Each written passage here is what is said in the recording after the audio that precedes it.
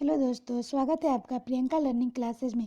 66वीं BPSC को ध्यान में रखकर घटना चक्र की सीरीज चलाई जा रही है, जिसके अंतर्गत हम लोग बायो के सेक्शन को देख रहे हैं ताकि एग्जाम में कोई क्वेश्चन आपका न छूटे और आप लोग एग्जाम में अच्छा नंबर स्कोर कर सके। चलिए हम लोग देखते हैं बायो सेक्शन के क्वेश्चन को। आज का टॉपिक है कोशिका। काफ़ी इंपॉर्टेंट टॉपिक है, इससे क्वेश्चन एग्जाम में आते ही हैं। चलिए पहले हम इसके नोट्स के माध्यम से समझने का प्रयास करते हैं। तो इसका रिलेटेड फैक्ट हम लोग देखते हैं। कोशिका जीवधारियों की संरचनात्मक एवं क्रियात्मक इकाई है। इसमें प्रायः स्वतः जनन की क्षमता होती है। कोशिका सिद्धांत सेल थ्योरी स्लाइडर एंड स्वान ने नामक वैज्ञानिकों ने प्रतिपादित किया था। जीवधारियों में दो प्रकार की कोशिकाएं यथा प्रोकैरियोटिक कोशिकाएं, दूसरा यूकैरियोटिक कोशिकाएं पाई जाती हैं। प्रोकैरियोटिक कोशिकाएं में केंद्रक, केंद्रक कला, केंद्रिका, कला युक्त कोशिकांग इत्यादि नहीं पाए जाते हैं। इसमें आनुवांशिक पदार्थ पाया जाता है, परंतु इससे हिस्टोन प्रोटीन संयुक्त नहीं होती है। इसमें राइबोसोम उपस्थित होता है। इस प्रकार की कोशिकाएं जीवाणु एवं नीलहरित शैवालों में पाई जाती हैं। नेक्स्ट हम लोग देखते हैं यूकैरियोटिक कोशिकाएं में पुनः विकसित केंद्रक, केंद्रिका तथा कला युक्त कोशिकांग इत्यादि उपस्थित होते हैं। इन कोशिकाओं में हिस्टोन प्रोटीन पाया जाता है। इस प्रकार की कोशिकाएं पेड़ पौधे, जंतु और शैवालों इत्यादि में पाई जाती हैं। पादप कोशिका जंतु कोशिका के भिन्न होती हैं, क्योंकि इसकी कोशिका में बाह्य आवरण कोशिका भित्ति सेल वॉल कहलाता है, जो कि हरे पौधे की मुख्यतः सेलुलोज से निर्मित होता है। नेक्स्ट हम लोग देखते हैं जंतु कोशिका में कोशिका भित्ति का अभाव होता है। इसके अलावा जंतु कोशिका में हरित लवक अनुपस्थित होता है, जो कि पादप कोशिकाओं में पाया जाता है। नेक्स्ट हम लोग देखते हैं प्लाज्मा झिल्ली या कोशिका झिल्ली एक अर्धपरागम्य झिल्ली है, जो प्रत्येक सजीव कोशिका के जीव द्रव्य को घेरे रहती है। कोशिका झिल्ली का निर्माण 3 परतों से मिलकर होता है। इसमें बाहरी एवं भीतरी परतें प्रोटीन द्वारा, मध्य परत लिपिड द्वारा निर्मित होती है। नेक्स्ट हम लोग देखते हैं कोशिका में प्रोटीन संश्लेषण अंतर्द्रव्यी जलिका, इंडोप्लाज्मिक रेटिकुलम और राइबोसोम की भूमिका में सर्वाधिक महत्वपूर्ण है। एक अंतर्द्रव्यी जलिका की कला से राइबोसोम लगे रहते हैं और ये राइबोसोम प्रोटीन संश्लेषण के निर्माण स्थल होते हैं। राइबोसोम को प्रोटीन की फैक्ट्री कहा जाता है। ये एग्जाम में आता है, ध्यान रखेंगे। माइटोकॉन्ड्रिया जीवाणु एवं नीलहरित शैवाल को छोड़कर से सभी सजीव पादप एवं जंतु कोशिका के कोशिका द्रव्य में बिखरे हुए कला युक्त कोशिकांग है। श्वसन की क्रिया प्रत्येक जीवित कोशिका के कोशिका द्रव्य और माइटोकॉन्ड्रिया में संपन्न होती है। श्वसन से संबंधित प्रारंभिक क्रियाएं कोशिका द्रव्य में तथा शेष क्रिया माइटोकॉन्ड्रिया में होती है। चूंकि क्रिया के अंतिम चरण में ही अधिकांशतः ऊर्जा उत्पन्न होती है, इसलिए माइटोकॉन्ड्रिया को कोशिका का श्वसन या पावर हाउस कहा जाता है। ये काफ़ी इंपॉर्टेंट फैक्ट है, हमेशा एग्जाम में पूछ देता है, इसलिए ध्यान रखेंगे। नेक्स्ट हम लोग देखते हैं कोशिकीय श्वसन में अधिकतम एटीपी एडिनोसिन ट्राइफॉस्फेट अणुओं को उत्पन्न करने वाला पद क्रेब्स साइकिल है। यह चक्र कोशिका के माइटोकॉन्ड्रिया में संपन्न होता है। यह चक्र की खोज हैंस क्रेब ने वर्ष 1937 में की थी। नेक्स्ट हम लोग देखते हैं गोल्जी बॉडी को गोल्जी कॉम्प्लेक्स या गोल्जी उपकरण के नाम से भी जाना जाता है। इसका सर्वप्रथम अन्वेषण कम्यूलॉजी 1898 ईस्वी में किया था। इसके क्रियात्मक इकाई को सिस्टेनी कहते हैं। नेक्स्ट हम लोग देखते हैं लाइसोसोम को कोशिका की आत्मघाती थैली सुसाइडल बैग कहते हैं। यहाँ से क्वेश्चन आता है, ध्यान रखेंगे। नेक्स्ट हम लोग देखते हैं इसमें बहुत से जल अपघट्य एंजाइम पाए जाते हैं, जो अम्लीय माध्यम से कार्य करते हैं। ये एंजाइम लाइसोसोम की कला के फट जाने पर बाहर आ जाते हैं और कोशिका के सभी घटकों को जल अपघटन क्रिया द्वारा पचा डालते हैं। नेक्स्ट हम लोग देखते हैं केंद्रक की खोज सर्वप्रथम रॉबर्ट ब्राउन ने 1931 में की थी। एक कोशिका को प्राय एक केंद्रक होता है, किंतु कुछ पौधे बाउचेरिया या क्लेडोफोरा की कोशिकाओं में एक से अधिक केंद्रक पाए जाते हैं। इसमें आनुवांशिक पदार्थ डीएनए पाए जाने के कारण इसका प्रमुख कार्य जीवों के पैतृक लक्षणों को संतान में भेजता है। नेक्स्ट हम लोग देखते हैं डीएनए की खोज फ्रीडरिक मिशर ने की थी। डीएनए का double helical model James Watson और फ्रांसिस क्रिक ने दिया था। बहुत ही इंपॉर्टेंट क्वेश्चन है, इनफैक्ट यहाँ से क्वेश्चन आता है। नेक्स्ट हम लोग देखते हैं, डीएनए एक आनुवांशिक पदार्थ होता है तथा जीवों के लक्षणों की संकेत सूचनाओं की जन्म पत्री की भांति जनकों की संतानों में ले जाता है। यह नाभिक न्यूक्लियस के अलावा माइटोकॉन्ड्रिया तथा हरित लवक कोशिकांग में पाया जाता है। मनुष्य एक लिंगी प्राणी यूनिसेक्सुअल एनिमल है जिसमें गुणसूत्रों की संख्या 23 जोड़ी यानी 46 पाई जाती है। पुरुषों में 44 प्लस XY जबकि स्त्रियों में 44 प्लस XX गुणसूत्र होते हैं। पुरुष तथा स्त्री में 22 जोड़े 44 गुणसूत्र ऑटोसोम्स होते हैं, जबकि 23वां जोड़ा गुणसूत्र पुरुष में XY तथा महिला में XX होता है, जिन्हें लिंग गुणसूत्र कहते हैं। जनक से जिस संतान को XY गुणसूत्र मिलते हैं वह पुत्र बनता है और जिसे XX गुणसूत्र मिलते हैं वह पुत्री बनती है। यानी कि होता है X और Y, ये होता है मेल में,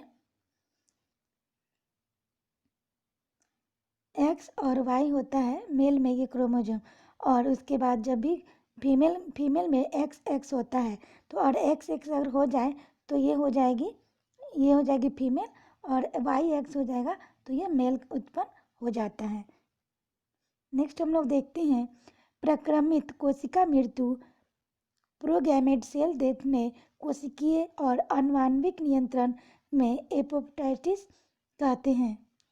यह भ्रूणिक विकास, एम्ब्रियोनिक डेवलपमेंट तथा अंगों के प्रति विकास के समय होता है। अब नेक्स्ट इससे रिलेटेड क्वेश्चन हम लोग देखेंगे ताकि कोई भी एग्जाम में कंफ्यूजन ना हो और इससे क्वेश्चन बन जाए। तो पहला है, नाभिक के अलावा कोशिका के किस कोशिकांग में डीएनए होता है? तो ये माइटोकॉन्ड्रिया में होता है। नेक्स्ट हम लोग देखते हैं, निम्नलिखित में से कौन सा कथन सही है? तो सी होगा, विषाणु सम एकल तंतु आरएनए अणु के बने होते हैं। नेक्स्ट हम लोग देखते हैं, साधारण मानव में गुणसूत्र होते हैं तो ये 46 होते हैं। नेक्स्ट क्वेश्चन देखते हैं, मानव शरीर की कोशिकाओं में पाए जाने वाले गुणसूत्र जोड़ों की संख्या है तो ये 23। नेक्स्ट क्वेश्चन है, जीवों में अत्यधिक विविधता का कारण है उत्परिवर्तन। इसका एक्सप्लेनेशन हम लोग देखें, वैज्ञानिकों का वह समूह जिसने प्राकृतिकवाद के सिद्धांत को आधुनिक रूप दिया और उसे नव डार्विनवाद कहते हैं। आधुनिक नव डार्विनवाद के अनुसार जीनों में साधारणतः परिवर्तन के उपरांत नए जीव बनते हैं जिससे उनमें विभिन्नता बढ़ जाती है। इन परिवर्तनों को उत्परिवर्तन कहते हैं। यह परिवर्तन स्पष्ट वंशागत और पीढ़ियों के वरण द्वारा नई जातियों की उत्पत्ति होती है। नेक्स्ट हम लोग देखते हैं, निम्न में से किसमें लिंग गुणसूत्र नहीं होते हैं? तो छिपकली के अनेक प्रजाति सहित अनेक सरीसृपों में लिंग गुणसूत्र नहीं होते हैं। इसमें लिंग निर्धारण पर्यावरणीय ताप से होता है। नेक्स्ट हम लोग देखते हैं, पादप कोशिका जंतु कोशिका से किस प्रकार भिन्न होती है? तो यह कोशिका भित्ति से भिन्न होती है। इसका एक्सप्लेनेशन देखें, पादप कोशिका जंतु कोशिका से भिन्न होती है क्योंकि इसकी कोशिका में बाह्य आवरण कोशिका भित्ति सेल वाल कहलाता है, जो कि हरे पौधे में मुख्यतः सेल्यूलोज से निर्मित होता है, जबकि कोशिका में कोशिका भित्ति का अभाव होता है।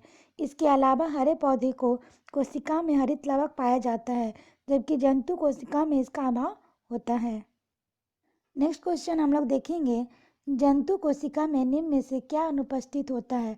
तो सेल्यूलोज और कोशिका भित्ति। नेक्स्ट क्वेश्चन है, जैव कोशिका में कौन सा भाग पावर हाउस कहलाता है? तो ये माइटोकॉन्ड्रिया कहलाता है। नेक्स्ट हम लोग देखते हैं, निम्न में से किस कोशिकांग को कोशिका का पावर हाउस कहते हैं? तो ये माइटोकॉन्ड्रिया।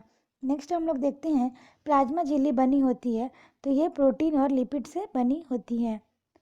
नेक्स्ट क्वेश्चन है, प्रोटीन संश्लेषण निम्न कोशिकांगों में से किसकी भूमिका सबसे अधिक महत्वपूर्ण है? तो इंडोप्लाज्मिक रेटिकुलम और राइबोसोम की भूमिका महत्वपूर्ण है। इसका एक्सप्लेनेशन देखिए, कोशिका में प्रोटीन संश्लेषण में अंतर्द्रवी जैलिका, इंडोप्लाज्मिक रेटिकुलम और राइबोसोम की भूमिका सर्वाधिक महत्वपूर्ण है। एक अंतर्द्रवी जैलिका की कला से राइबोसोम लगे रहते हैं और ये राइबोसोम प्रोटीन संश्लेषण के निर्माण स्थल में होते हैं। नेक्स्ट हम लोग देखते हैं, मानव शरीर में किस अंग में लसिका कोशिका बनती है? तो ये तिल्ली। लसिका कोशिका एक प्रकार की श्वेत रक्त कणिकाएं हैं जिनका निर्माण लसिका ग्रंथियों तिल्ली थाइमस ग्रंथि तथा अस्थि मज्जा द्वारा किया जाता है। बी लिम्फोसाइट तथा टी लिम्फोसाइट लसिका कोशिका के दो प्रमुख प्रकार है। नेक्स्ट हम लोग देखते हैं स्तंभ कोशिका अनुसंधान के क्षेत्र में नवीनतम विकास के संदर्भ में निम्नलिखित कथनों पर विचार कीजिए। तो इसका पहला है बीज पुट्टी अवस्था पर भ्रूण मानव स्तंभ कोशिकाओं का एकमात्र स्रोत है। तो ये सही है। दूसरा है स्तंभ कोशिका बीज पुटियों को नष्ट किए बिना प्राप्त की जा सकती है। ये भी सही है। तीसरा है स्तंभ कोशिका वस्तुतः अनंत काल तक स्वयं की पात्रे सजीवित हो सकती है। तो ये भी सही है। चौथा है भारतीय अनुसंधान केंद्रों ने कुछ कोशिका रेखाओं का भी सृजित किया है जिन्हें कई प्रकार के उत्तकों में विकसित किया जा सकता है। तो ये भी सही है। इसका हम लोग एक्सप्लेनेशन देखते हैं। स्तनधारियों में मोटे तौर पर दो प्रकार की स्तंभ कोशिका पाई जाती है। पहला भ्रूणीय स्तंभ कोशिका, दूसरा वयस्क स्तंभ कोशिका है।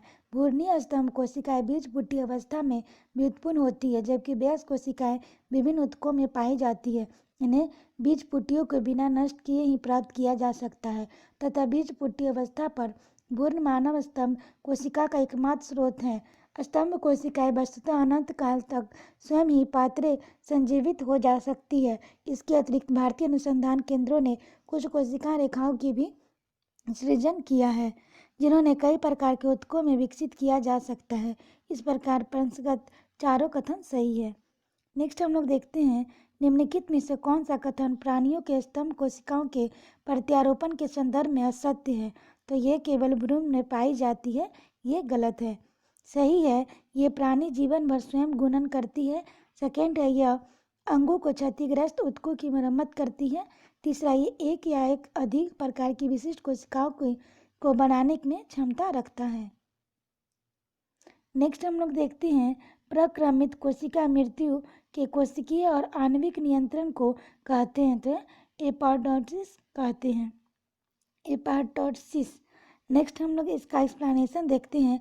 प्रक्रमित कोशिका मृत्यु में कोशिकीय आणविक नियंत्रण को एपोप्टोसिस कहते हैं। यह भ्रूणीय विकास एवं अंगों को प्रति विकास के समय होता है।